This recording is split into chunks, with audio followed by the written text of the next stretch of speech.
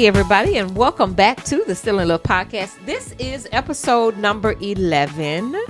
The guys took over the last couple of weeks, and I wasn't here. Aww. Well, now we're back. I'm back in the glad. place.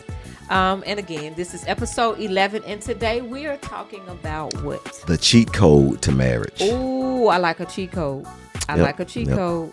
Okay. This is going to be really good. Is it? Okay. It's going to be good. Up. Yeah. Buckle up. The cheat code to marriage. Come on. Oftentimes people think the cheat code to marriage is, just trusting one another or, just being open with one another or whatever you may think the cheat code to marriage. I think that a missing art or a missing ingredient is honor. That's big. It's That's honor. really big. And I think people have lost honor in their marriage. There's a lot of people and they don't know what to attribute it to. Some may know. Some may think that, well, I've lost honor for my husband because he hadn't been faithful. I lost honor for my wife because she's just, not what she need to be with the children. And so there's no honor. And they don't know how to really articulate it, but it's just I don't have the same level of honor or respect, for my spouse. Some people know because it was infidelity, or they know because that was something that brought it about. And sometimes people really don't know what caused it. It's just it's not there. And some feel that I hadn't done anything that was dishonorable, but yet I'm being treated with no honor. And so I want to talk about that. Let's first. I want to read the definition of honor. Honor is high respect, or great esteem. Okay. So in marriage, I feel that people have lost high respect and great esteem for their spouse. Can you remember dating? When we first started dating, and just the respect that I think we still have it. So, but I think when people begin to date, they have a great deal of respect for one another, high esteem for one another, and there's certain things that they do and certain things that they won't do. Hey, he's opening the car door, he's picking her up, he's making sure that everything is on point. He's paying for the meals. He's the game is tight. And somewhere down the line, you married 3 and 4 or 5 years. And so sometimes when people hit a 7-year mark or just somewhere down the line, they lose honor. They lose their respect. They lose that high esteem that they once had. And the respect is not there anymore. The honor is not there anymore. And sometimes time gets in the way. And it's just time and busyness and the honor is lost. Yep. And I wanna really talk about that. How do you reinstill honor? How do you, begin to honor your spouse again? I got some things. It's a cheat code. I want, because I want those that's listening now to really think about their marriage. And do you feel that you are honoring your spouse? And this is a conversation. This is a conversation that need to be had with one another. Do you feel that I'm honoring you? Right. And do I feel that I'm honoring you? Yeah. And so let's have that conversation. So what is honor? What is honor? What is honor? What is honor? High respect, great esteem. Now, I talked about this before because you can obey someone that's doing what one asks you to do. Hey, I'm obedient. If you tell me to move this stand, I can move this stand. Correct. But honor is moving the stand and moving it with an attitude of submission. So obedience is moving the stand. Right. Honor is moving it with an attitude of submission, moving it with with no type of reservation or hesitation or resistance. And oftentimes it's where is the honor? If you ask me to do something and I do it begrudgingly, I'm not doing it with a sense of honor. But when I do it from a place of I get to do this, I get to serve you. I'm holding you in high esteem. I do it because I hold you in high esteem. Therefore, you have placement in my life, high placement. I do it with the sense of I really do get to do this, and I want to do this for you. So let's talk about some things in honor. All right, a couple of things I want to speak to. This is how you can honor your spouse, and I won't listen. I think this is gonna bless you on today. But these are some ways you can honor your spouse. One way you can honor your spouse is by speaking highly of them or highly about them in front of your children? I agree. Are you making statements, like, how your dad is, your dad ain't gonna do nothing, your Yeah. dad is lazy, Yeah. your mama ain't gonna cook, your mama is just, don't even worry about her. She a liar or whatever, and so those things important. Do you hold your spouse in high esteem publicly as well as privately? I think that's a way, and sometimes that's lost, and you have to think about what caused you to lose that type of honor for your spouse, Yep. where it wasn't like that once before. Honor never breeds familiarity. Oh, that's good. And say it one more time. Honor never breeds familiarity. Mm-hmm. And familiarity is, just to be Something common becoming with common. Yeah, just and oftentimes in marriage, you lose that because the newness is not there always, because you've been Correct. married now for 12 years. Yeah. But what happens, even if you've been married for 12 years, you can't allow yourself to lose that newness or to lose that honor that you once had, because honor should be there whether it's 12 months, Right. 12 days, Right. 12 years, Yeah. or 120 years. Yeah.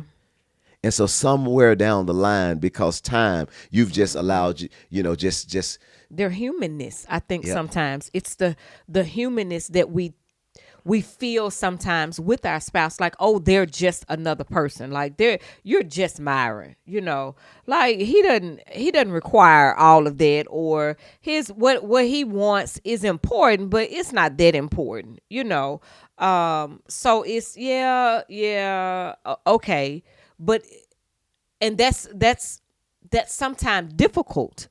It's sometimes difficult because you have to really be intentional about not allowing that to happen. Yes. If you just go through the motions, that's something that could definitely happen. You kind of just start to see them, and not that you never see your spouse as somebody that's human. You know that they're human, fallible, all of those things, but it is holding them in high regard, meaning I still hold you, and deem you as something important in my life. When I don't do that, I do see you. There is we are friends. We are a lot of things as spouses to each other. And so just because we can he and ha with each other, we can do all the things. We have moments where there's frustration. We have moments where there is disappointment. We have these things. You still have to have and maintain this. I'm placing you in a place still of importance, even when I experience these natural common feelings. It's the same with God. We go through these things where we are disappointed, where we feel anger, or we feel not connected, or we're feeling all these things that make us human, because we're humans. Yeah. But it's still, regardless of what I feel about you sometimes, God, I still hold you. There is still a place that I won't allow my heart and mind to even go, because I still hold you in high regard. Yes. It's so I'm reading Job right now, and it is blowing my mind. I won't even get into all of it, because I just feel like I just wanna get in it and stay in it myself, because I'm getting so much from it. But where I've read is all that Job was experiencing, he still kept God in high regard. His friends were like, you not saved, you need to repent. There must have been something you've done that brought this upon you. All of these things. And even though he's like, even still in that, God, I wish I could say it as symbolically as he says some things, but God, just turn your face away from me. Like I'm a mess. All that Job went through, all that his friends were trying to convince him that he was going through, he still he expressed his anguish to God. He expressed his disappointment in where he was, feeling a little bit like he was a wretched man, even though the word of God has said before that Job was a righteous man. everything he was enduring, I'm sure he was feeling some type of way and he was expressing it to God. But at the end of the day, he still held God to high regard. And it's okay to have these feelings. I think sometimes what we feel, it makes us almost as if we are chipping away at the honor and the respect that we should have for a person because we realize that they don't meet a certain standard with us, or they're doing something that allows us to see a fault in them. Even if it's wrong, we still see that. And now that means that we take our respect from them because you no longer deserve it if you do XYZ. If you show any level of humanness to me, you don't deserve my utmost respect. And it's completely wrong. It's the strength comes in me holding you in high regard, even when I'm disappointed, even when you hurt my feelings, even when we're not agreeing on something. I can still hold you in high regard, if for nothing else, sometimes because of the position. Because you are my husband. Because you are my husband. And that's hard sometimes to do because we are, I think sometimes by nature, when someone does something to us, we immediately want to take something from them. You did this to me. I want to take something from you. I want to take honor from you. Absolutely. And so it's now we have this cycle of, because you're not going to let me, in some marriages, you're not going to let me get away with being dishonorable to you. Now I'm going to fire back and be dishonorable to you. And now we have a cycle of dishonorableness. Yes. And now it's and the thing about a cycle is it's never ending until somebody decides we're not going to do that anymore.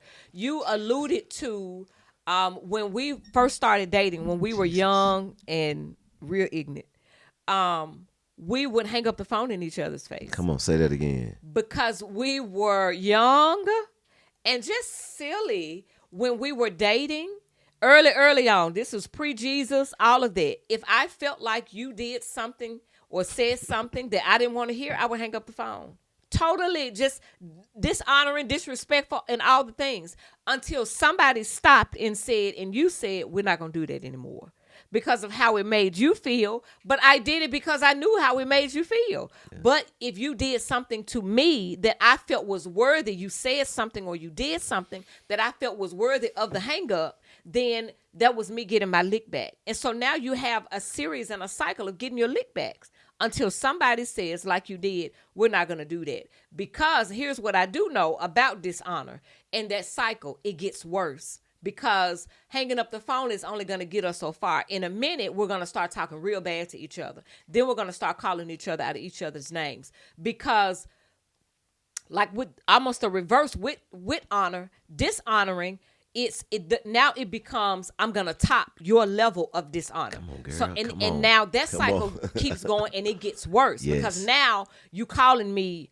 something I don't want you to call me, or you putting your hands on me, or you're doing something that you know is gonna ultimately lead to mistrust and ultimate dishonor of me as a woman or me in a relationship with you. So yeah, it's dishonor is crazy. It's really, really crazy. And I don't know where you're going to go with it in a few minutes, but hopefully we'll talk about the heart and where it comes out of. And you said something. It's stopping the cycle of dishonor.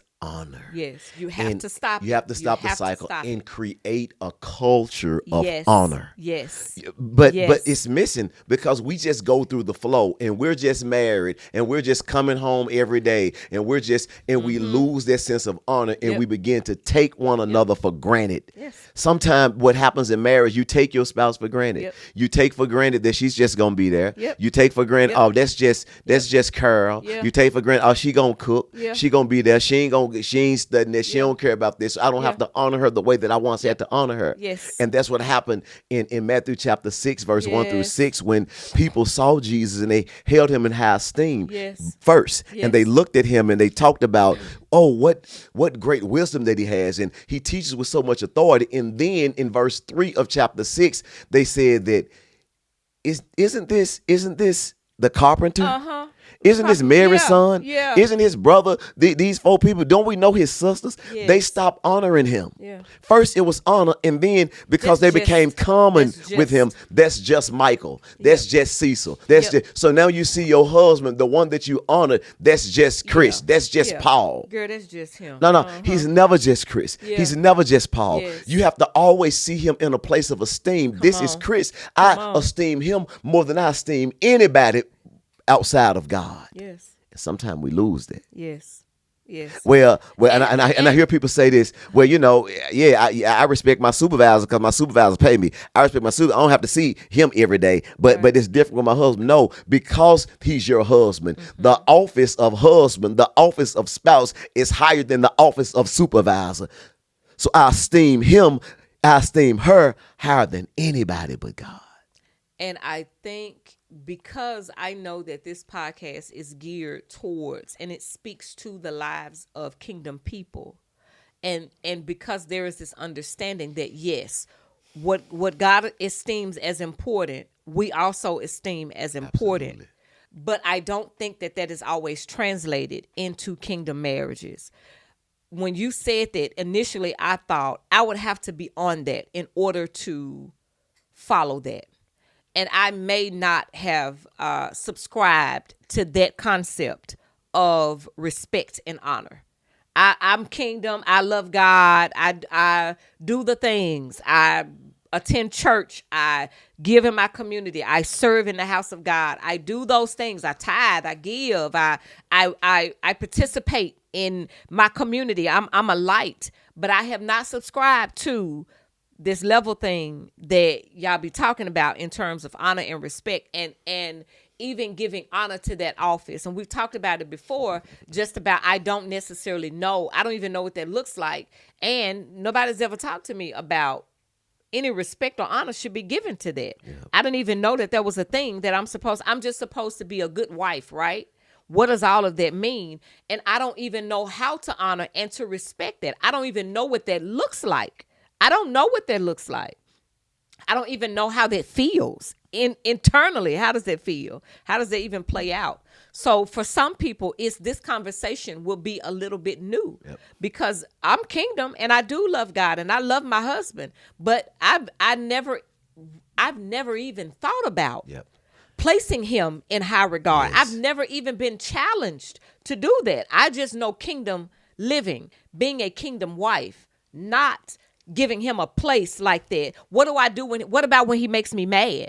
What about all the things when I see his fallible human failing side? What do I do then? Because we attach sometimes honor to perfection. You have to be perfect in order to get my honor when that's not necessarily the case. Honor is given rather than earned. All right. You're going a place now.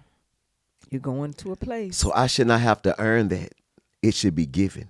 Why should it be given? It should be given because that's our reasonable service. Because the word of God says, honor one another above yourself. Honor one another above yourself.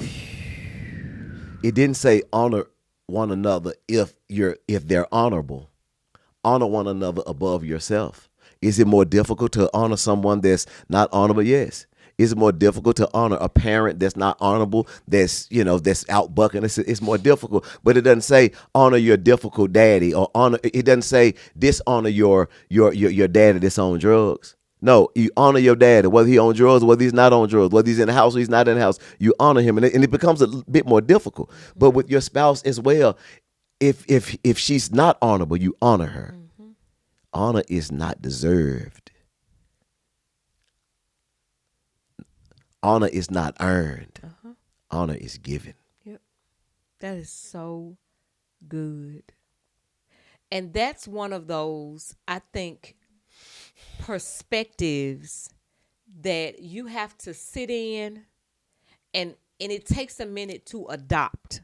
You know what I'm saying? Like you have to know that, adopt it, and now make that a part of your life, a part of your kingdom living.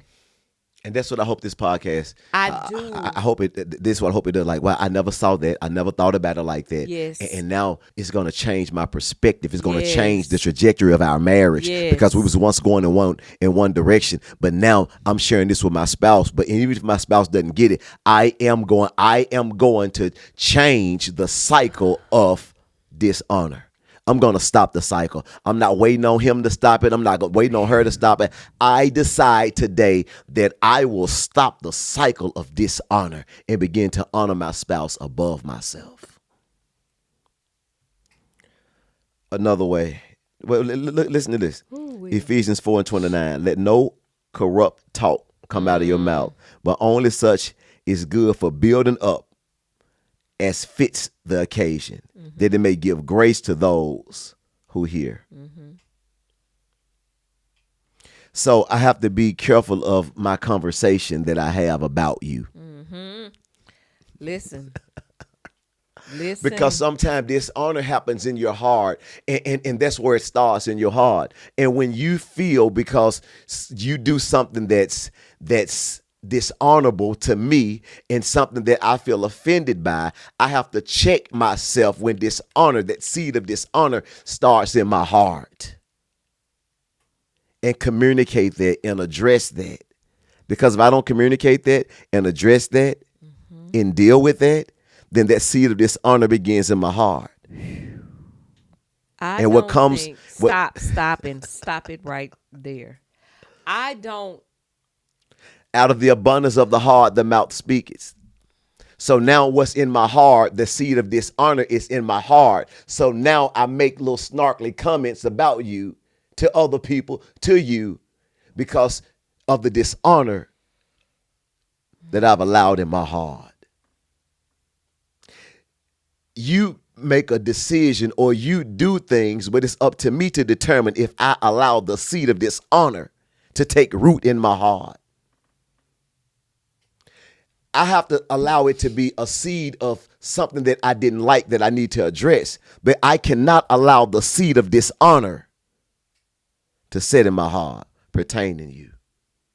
So you have to guard your heart. Let's just end the podcast now, because that is so heavy. That is one of those. That is a heavy, heavy, heavy thing. Because you're asking me to almost disregard what you do and continue something like to uphold you still, regardless of what you do. I'm not asking that you not address what I do, not to feel some kind of way. Better say it, sir. So you feel what you feel. Yes. But you decide where you place that. Am I placing it in a place of she make mistakes like I make mistakes? She did wrong like I did wrong? Or am I allowing the seed of dishonor to set in? Because I didn't like what she did, but I don't have to dishonor her because of what she did. But that is exactly what we do. You do something that I don't like, and I immediately want to snatch honor. I immediately want to snatch respect from you. Because you don't deserve it. Because you didn't do what I wanted you to do, or you didn't respond like I wanted you to respond. I immediately snatched it from you. You no longer have high regard. And now I regard you as nothing. You were here, now I regard you as nothing, and now I treat you as such. I treat you as nothing. I speak to you as nothing. And thus, we have marriages that's crumbling and falling apart because the cycle of dishonor is continuing. I'm no longer going to consult with you about anything that I do. I'm not going to get your opinion on anything. I'm not going to discuss any matters concerning our marriage, our home, our kids, because I no longer deem you as anything important. I am now reducing you to nothing. To nothing. To nothing. Okay. All right. And as humans, we don't do well with being reduced to nothing. We don't do well. because you hit me with nothingness, and now I'm gonna hit you back with nothingness. And men and women respond to nothingness in different ways. To the nothingness that you give in different ways. Another way that you can dishonor your spouse. Because this, look, we may need to do 4 episodes on this because this is going to get gooder and gooder. Gosh. Is when you interrupt them when they speak. This is a way that you can dishonor them. And not, sometimes you can. Because I do it. Well, and it's not. I don't mean to be dishonoring. not- I just be wanting to talk together. I do it as well. Not in that regard. To let me say this, baby. But it's when a concern is being communicated, and there's a lot of interruption when a concern is being communicated. One way you can show honor is not to communicate, but to calmly listen to the concern of your spouse. That's a way that you can honor your spouse. Stop becoming defensive if he or she communicates something that you don't like. It's so hard though, because you want to. I want to defend myself. That's not true. That's not right. You're thinking wrong about it. But as you calmly hear your spouse and then let them know. Yeah. You calmly hear your spouse and then let them know that you own it.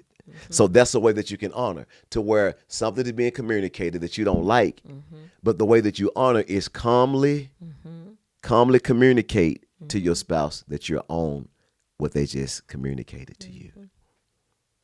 These are practical steps to show honor, like instant honor. Yeah. Because what happens is, hey, listen, I don't want to communicate anything to you because you're going to be defensive. You're going to shut down. You're going to feel some kind of way. And so that's dishonorable when I can't even say how I feel without you feeling some kind of way about how I feel. Yeah. But when you can calmly hear it and then let me know that, hey, I'm on that.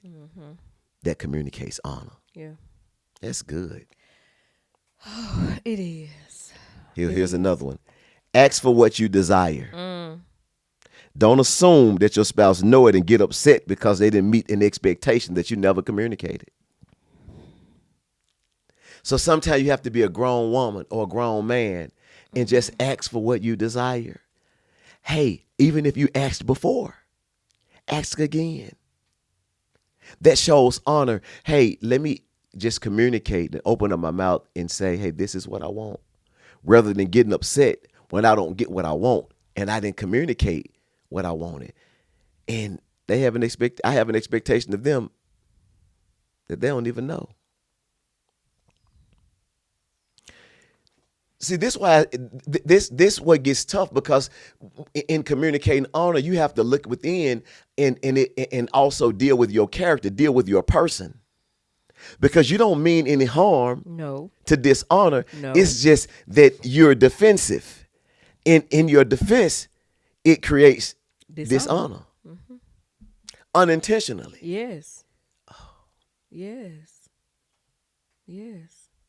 Heavy. Another way that you can communicate honor is show your spouse respect by asking them before you make certain moves. Don't go around them. Hey, listen. I don't value his opinion because I have taken honor from him. I don't value his opinion. I don't even want to know. I don't need his input. I'm just round. I'm gonna make a move. I'm making moves. That's dishonor. So you just gonna do your own thing. Yes. You're not gonna get his opinion. So you just brought this to the house and just set up shop. Yes. So you just made these decisions. You know how he feel about the decisions that you made, and you still made the decision. That is dishonor. Yes. So you wonder why things are not the way that they should be, because it's this cycle of dishonor. So here's the thing. You didn't cuss them out. No. You didn't cheat on them. You're not sending anybody any text messages about hooking up. It's just you do your own thing. And in doing your own thing, it creates dishonor.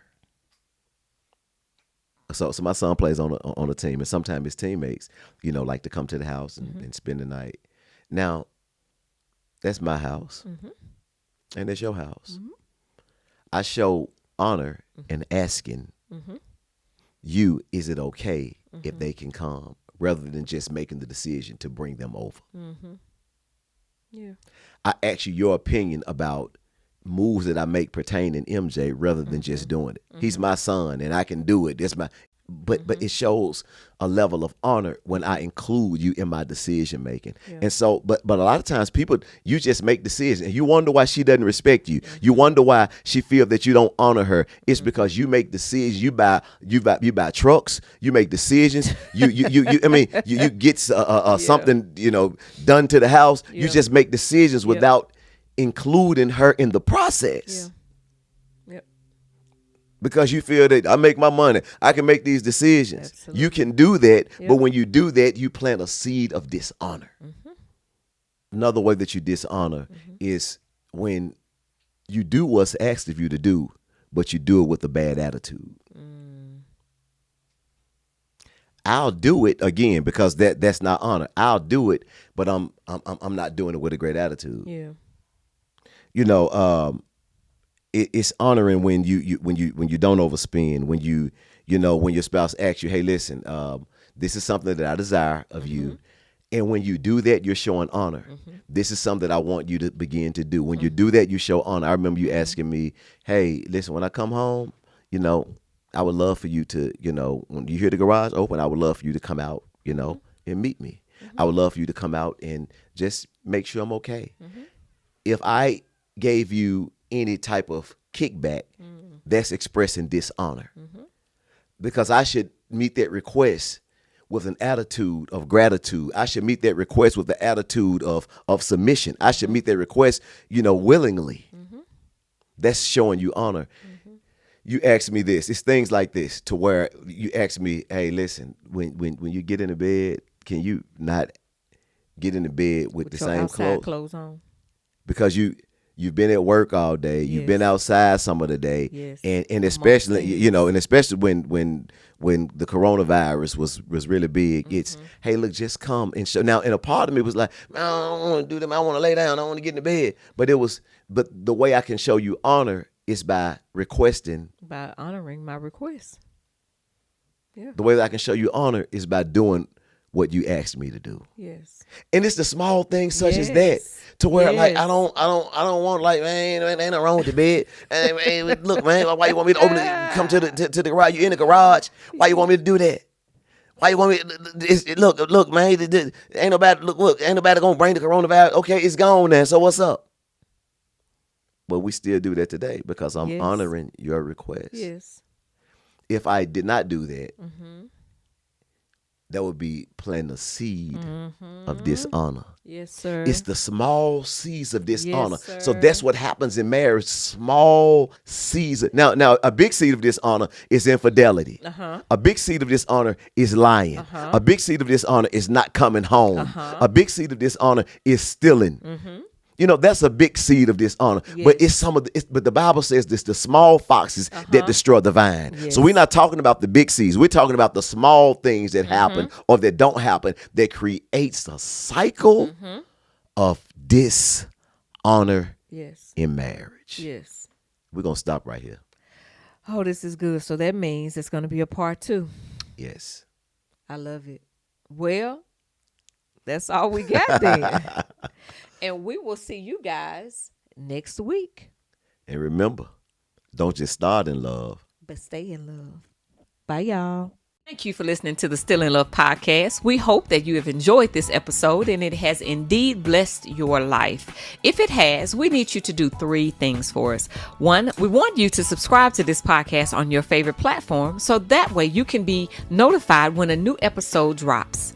Number 2, we want you to review it. Click on that 5-star and let us know how much you enjoyed it. We absolutely love feedback here at the Still in Love podcast, and this helps us to make sure that we are scratching where there's an itch. And number 3, we want you to share it with a friend or family member.